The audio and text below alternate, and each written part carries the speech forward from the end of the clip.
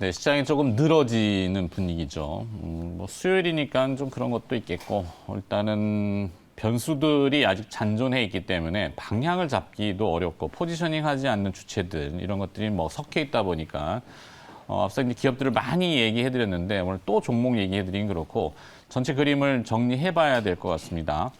매크로 전략이고요. 도움 말씀 주시기 위해서 대신증권 리서치센터 투자전략팀 문남중 애널리스트와 함께하겠습니다. 어서 오십시오. 네, 안녕하세요. 네. 촌농? 엿가락? 늘어진다는 표현을 이렇게 하는데 기업들이 오늘 보니까 뭐 가격 제한폭까지 오르는 상한가라 그러잖아요. 네. 단 한 개 기업도 지금 없어요. 네, 네. 그만큼 투자 심리가 조금 분산되는 느낌도 있는데 아무래도 변수라는 것이 상존해 있죠. 상수가 되기에는 아직도 애매하게 왔다 갔다 한단 말이에요. 네. 미국 얘기인데 네. 그것부터 풀어보도록 하죠. 자, 이 8월 달 고용지표가 지난 주후 말에 발표가 됐는데 미국 얘기입니다. 테이퍼링 고용지표는 되게 둔화됐고 뭐 거의 쇼크 수준? 네. 그러면 이제 테이퍼링이 후퇴할 거냐? 이렇게 네. 논란이 있던데 네. 문 의원께서는 또 어떻게 보십니까? 사실 고용 지표 자체를 놓고 본다고 하면 이 미국의 고용 회복세 자체가 한풀 꺾인 건 사실입니다. 네. 그렇기 때문에 사실 이번 달 9월 FMC를 앞두고 있는데 그동안의 분위기는 이제 테이퍼링을 좀 선제적으로 안내할 수 있다는 게 거의 시장의 공감대였는데 갑자기 바뀌었죠, 분위기가. 예.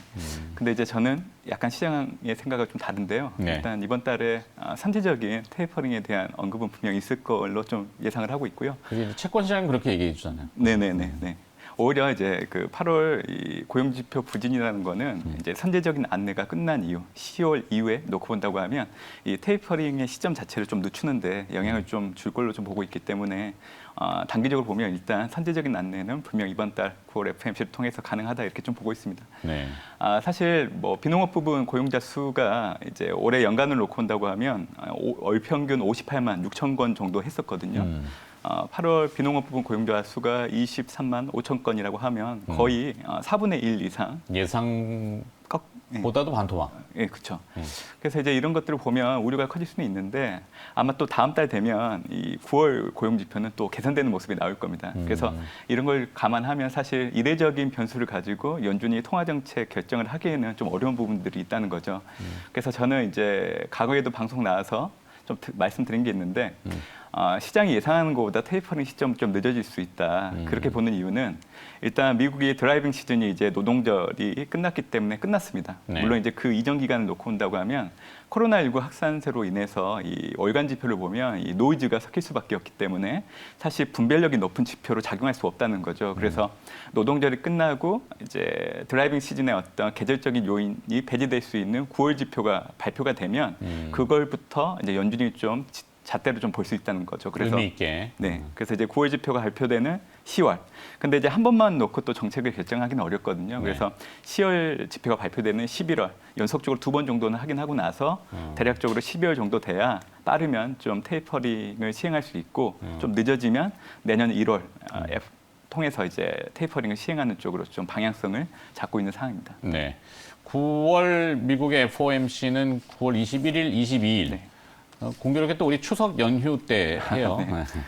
그리고 이제 테이퍼링도 뭐 하긴 할 수 있지만 그 규모를 아직 정하지도 않았잖아요. 네. 월간 1,200억 달러인데 뭐 그 국채 800억 달러, 모기지 400억 달러인데 그거 뭐 얼마씩 줄일지를 통상적으로 보면은 일반적으로는 100억 달러씩 빼잖아요. 네네. 아니면은 뭐 이렇게 할 텐데.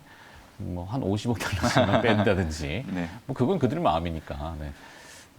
아직은 뭐 모릅니다, 그렇죠? 근데 델타 변이도 변수가 좀 있고 미국도 지금 계속 델타 변이 때문에 그 서비스 쪽으로 일자리 구하러 안 나오는 모양이에요. 네. 네, 그러다 보니까 고용 지표가 이제 확 줄은 거 같고. 줄었죠. 자, 그러면 근데 미국 증시 자체는 아직 살아 있다. 이게 되잖아요. 어제도 이제 다우 지수는 오늘 아침에 이제 좀 조정받았지만 나스닥은 강세를 나타내면서 신고가 나왔잖아요. 그러니까 그 얘기를 반증하면은 시장에 아직 돈은 있다. 그러니까 연준이 빨리 어느 걸 사야 되는지 가르쳐 달라. 네. 그러다 보니까 이제 기술주로 이제 갖긴 한 것 같은데 미국 증시의 독주는 계속될 수 있을지. 네. 지금 분위기로서는 시장이 계속 올라갈 거라는 좀 공감대가 있는 것 같긴 하는데요.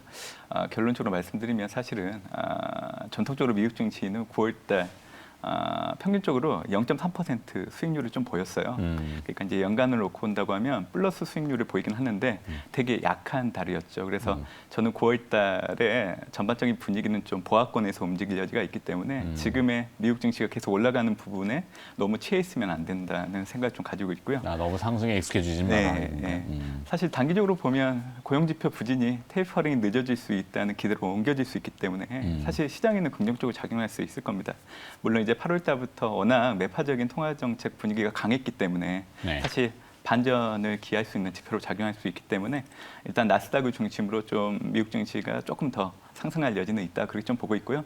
결국 이런 부분들은 이제 미국채 10년물 금리를 보시면 됩니다. 그렇죠.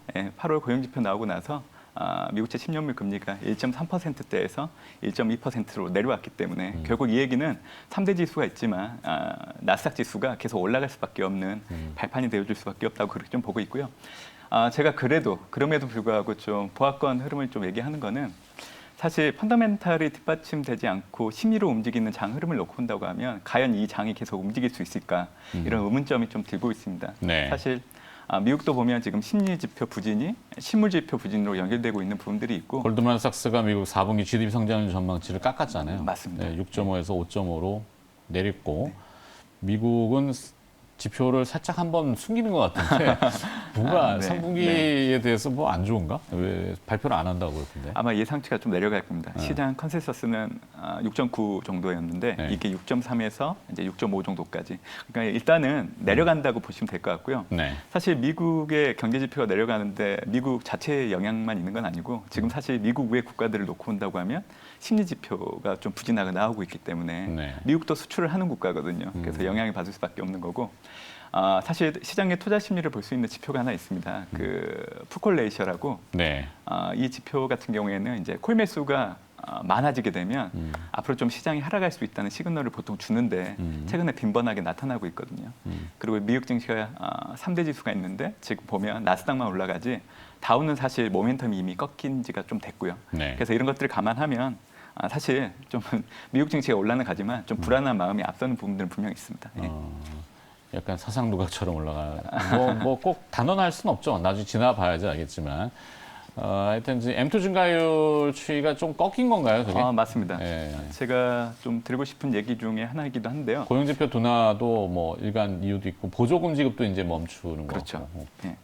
사실 이 지표를 눈여겨보시면 좋습니다. 왜냐하면 이게 그 미국의 시중 유동성을 확인할 수 있는 M2 증가율을 전년 동월 대비도 그려놓은 건데 네. 보시는 것처럼 지난해 코로나19가 발생하고 나서 M2 증가율이 강하게 올라가는 구간에서 미국 증시가 또 동일하게 강하게 올랐거든요.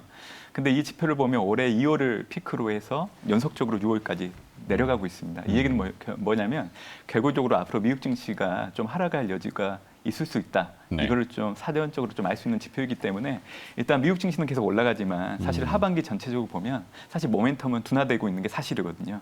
그래서 이 M2 증가율을 놓고 본다고 하면 앞으로 좀 미국 증시가 좀 하락 압력이 좀 높아질 여지도 있다. 약간 네. 이런 의미로 해석하시면 좋을 것 같습니다. 네. 네.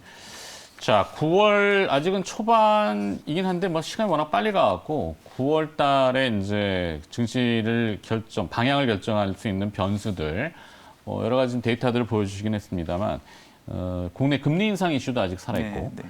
그다음에 내일은 쿼드러플 리칭 데이라는 것이 또 있고 뭐 당국의 정책도 지금 있는데 어제 그 당국 정책 내용 중에 흥미로운 거는 풍선에 바람을 빼겠다 금융위에서 네. 네, 내년 상반기까지 긴축을 가시화하는 그 네. 발언들을 시사하고 있고 강경 발언이잖아요. 굉장히 네네, 매파적이고 홍남기 부총리도 금리 인상 한 번에 그치지 않을 것이다 이렇게 네. 얘기를 해요. 부동산 네. 때문에 아마 그런 얘기를 하는 것 맞습니다. 같은데 네. 그럼에도 불구하고 어제 강남 쪽의 부동산 커뮤니티 사이트에 보면은 반포 네. 자이 아파트 2달 새에 20억 올랐다 하더라고요. 네. 그래서 뭐 거의 유전 터졌냐고도 뭐 하여튼 뭐 정책을 비웃듯이 네. 부동산은 지금 뭐 미친 듯이 가고 있고 주식 시장은 오히려 뭐 그냥 힘들어한 것 같고. 네. 네. 자, 9월의 변수. 네.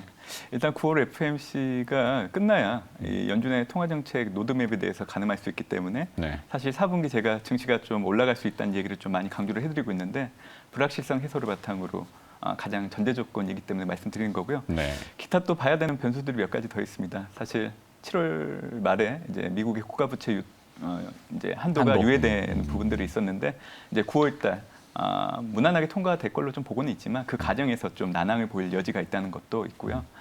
그리고 인프라 투자 법안이 지금 상원을 통과하고 나서 하원 통과를 이제 9월달 27일 이전까지 해야 되기 때문에 이 부분도 있는 거죠. 그리고 이제 연준의 의장을 좀 지명을 해야 됩니다. 바이든 대통령이 9월달에 그래야 상원을 통해서 검증하는 시간을 가질 수 있기 때문에 그래서 만약에 이제 연준 의장이 연임된다고 하면 사실 증시는 한화할 수 있는 요인이긴 하지만 만약에 다른 인물로 지명되게 된다고 하면 금융 안화 수순에서 이제 긴축으로 넘어가는 시점에서 한 가지 리스크 요인이 될 수 있기 때문에 네. 이 부분도 염두에 두고 봐야 되는 변수라고 보시면 되겠습니다. 오케이. 네. 자, 중국 이슈도 지금 아직은 있고 뭐 다음 주에 또 왕이 네. 부장 얘기도 있는데 그거하고 믹싱해서 9월 증시 투자 전략 어떻게 가져가야 될지 결론은 좀 지어야 될 것 같습니다.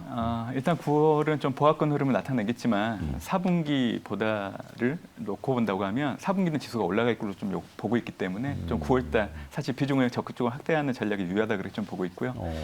사실 중국도 신흥국 내에서는 관심 있게 봐야 되는 국가입니다. 물론 이제 연말까지 놓고 본다고 하면 이 민간 기업에 대한 정부 규제는 계속 되겠지만 이미 주가에는 선반영 됐다고 보고 있기 때문에 크게 문제는 안 된다 보고 있고요.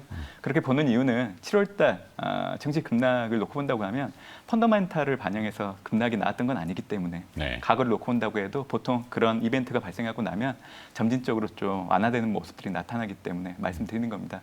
그리고 이제 중국도 사실 경기 부양을 해야 되는 입장이기 때문에 결국에는 자산 효과를 통해서 해야 되는 부분들을 인지를 하고 있거든요. 그리고 이제 연말을 앞두고 계절적으로 또 중국 증시가 강세를 보이는 패턴들. 그리고 2년 연속 플러스 성장을 하고 있는 국가는 중국밖에 없습니다. 그래서 아마 4분기 때 되면 지금 현 시점보다는 지수 레벨이 올라갈 수 있기 때문에 신흥국 내에서는 좀 중국을 관심 있게 보시면 좋겠다는 생각을 하고 있고 네. 전체적으로 보면 성장주를 주목을 해야 됩니다. 왜냐하면 물가 금리가 사실 지난해 하반기 높은 기조로 사실 올해는 낮게 나올 수밖에 없어요. 네. 그리고 가상화폐 시장 규제는 나스닥 시장 선호를 높일 수 있기 때문에 그래서 저는 9월달에 성장주를 좀 중심으로 보시면 좋겠다는 생각을 하고 있어요. 알겠습니다. 자, 전략은 명확했습니다. 대신증권 리서치센터 투자전략팀의 문남중 애널리스트였습니다. 고맙습니다. 네, 감사합니다.